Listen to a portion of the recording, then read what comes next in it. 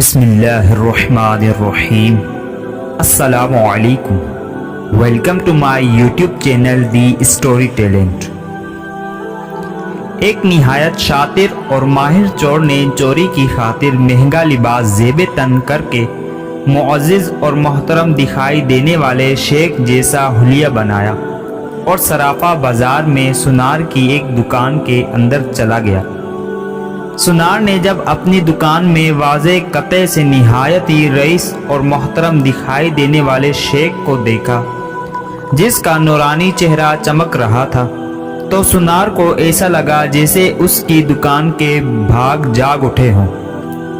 اسے پہلی بار اپنی چھوٹی سی دکان کی عزت و وقار میں اضافے کا احساس ہوا۔ سنار نے آگے بڑھ کر شیخ کا استقبال کیا۔ شیخ کے بہروپ میں چور نے کہا، آپ سے آج خریداری تو ضرور ہوگی، مگر اس سے پہلے بتائیے کیا آپ کے لیے ممکن ہے کہ آپ اپنی سخاوت سے ہمارے ساتھ مسجد بنانے میں حصہ ڈالیں؟ اس نیک کام میں آپ کا حصہ خواہ ایک درہم ہی کیوں نہ ہو۔ سنار نے چند درہم شیخ کے حوالے کیے ہی تھے کہ اسی اثنا میں ایک لڑکی جو در حقیقت چور کی ہم پیشہ تھی دکان میں داخل ہوئی اور سیدھی شیخ کے پاس جا کر اس کے ہاتھوں کو بوسہ دیا اور التجائیہ لہجے میں اپنے اور اپنے اہل و عیال کے لیے خیر و برکت کی دعا کے لیے کہا۔ سنار نے جب یہ منظر دیکھا تو اس سے رہا نہ گیا اور معذرت خواہ لہجے میں کہنے لگا، اے محترم شیخ، لا علمی کی معافی چاہتا ہوں، مگر میں نے آپ کو پہچانا نہیں ہے۔ لڑکی نے یہ سن کر تعجب کا اظہار کیا اور سنار سے مخاطب ہو کر کہنے لگی، تم کیسے بد نصیب انسان ہو، برکت، علم، فضل اور رزق کا سبب خود چل کر تمہارے پاس آ گیا ہے اور تم اسے پہچاننے سے قاصر ہو۔ لڑکی نے شیخ کی طرف اشارے کرتے ہوئے کہا کہ یہ فلاں علاقے کے مشہور و معروف شیخ ہیں جنہیں خدا نے کثرت علم دولت کی فراوانی اور ہر قسم کی دنیاوی نعمتوں سے مالا مال کر رکھا ہے۔ انہیں انسانوں کے بھلے کے سوا کسی چیز کی حاجت نہیں ہے، لوگ ان کی ایک جھلک دیکھنے کے لیے بے تاب رہتے ہیں۔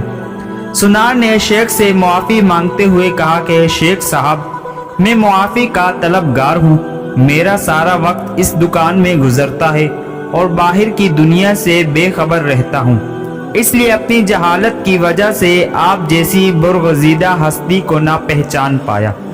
شیخ نے سنار سے کہا، کوئی بات نہیں، انسان خطا کا پتلا ہے، غلطی پر نادم ہونے والا شخص خدا کو بہت پسند ہے۔ تم ایسا کرو، ابھی میرا یہ رومال لے لو اور 7 دن اس سے اپنا چہرہ پوچھتے رہو۔ 7 دنوں کے بعد یہ رومال تمہارے لیے ایسی برکت اور ایسا رزق لے آئے گا جہاں سے تمہیں توقع بھی نہ ہوگی۔ جوہری نے پورے ادب و احترام کے ساتھ رومال لیا، اسے بوسہ دیا، آنکھوں کو لگایا اور اپنا چہرہ پونچھا تو ایسا کرتے ہی وہ بے ہوش ہو کر گرا۔ اس کے گرتے ہی شیخ اور اس کی دوست لڑکی نے سنار کی دکان کو لوٹا اور وہاں سے فوراً رفو چکر ہو گئے۔ اس واقعے کو جب 4 سال گزر گئے اور سنار رو دھو کر اپنا نقصان بھول چکا تھا تو 4 سال کے بعد پولیس کی وردی میں ملبوس 2 اہلکار سنار کی دکان پر آئے۔ ان کے ساتھ وہی چور شیخ تھا جس کو ہتھکڑیاں لگی ہوئی۔ سنار اسے دیکھتے ہی پہچان گیا۔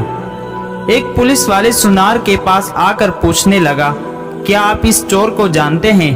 کیونکہ آپ کی گواہی سے ہی قاضی اسے سزا سنا سکتا ہے۔ سنار نے کہا، کیوں نہیں، اس نے فلاں طریقے واردات سے مجھے بے ہوش کر کے میری دکان لوٹ لی تھی۔ پولیس والا شیخ کے پاس گیا اور اس کی ہتھکڑی کو کھولتے ہوئے کہنے لگا، تم نے جس طرح دکان لوٹنے کا جرم کیا تھا ٹھیک اسی طرح وہ ساری کارروائی دہراؤ تاکہ ہم طریقے واردات کو لکھ کر گواہ سمیت قاضی کے سامنے پیش کر کے تم پر فرد جرم عائد کروا سکے۔ شیخ نے بتایا کہ میں اس طرح داخل ہوا اور یہ کہا اور میری مددگار لڑکی آئی، اس نے فلاں بات کی، پھر میں نے رومال نکال کر دکاندار کو دیا۔ پولیس والے نے جیب سے ایک رومال نکال کر شیخ کو تھمایا शेख ने सुनार के पास जाकर उसी तरीके से उसे रुमाल पेश किया तो पुलिस वाला सुनार से कहने लगा, जनाब आप बिल्कुल ठीक इसी तरीके से रुमाल को चेहरे पर फेरे जैसे उस दिन फेरा था। सुनार ने ऐसे ही किया और फिर से बेहोश हो गया। शेख ने अपने दोस्तों की मदद से दोबारा दुकान लूट ली जिन्होंने पुलिस वालों का भेष बदल रखा था। आज हमारे मुल्क का बिल्कुल यही हाल है। हर 5 साल बाद चोर भेष बदल कर हमारे पास आता है। नादीदा कुव्वतें फिर सब कुछ दोहराने का कहकर इलेक्शन करवाती है और चोर वोट खेल कर आवाम को फिर से चूना लगाकर अपने साथियों समेत पतली गली से निकल जाते हैं। हर दफ़ा एक नया मंजर, नया लिबास, नया बहरूप, नई शक्ल और नया हरबा जिससे आवाम धोखा खाकर एतबार करती है और आखिर में साथियों और हमदर्दों समेत निकलता वही चोर है। जज़ाकल्लाह।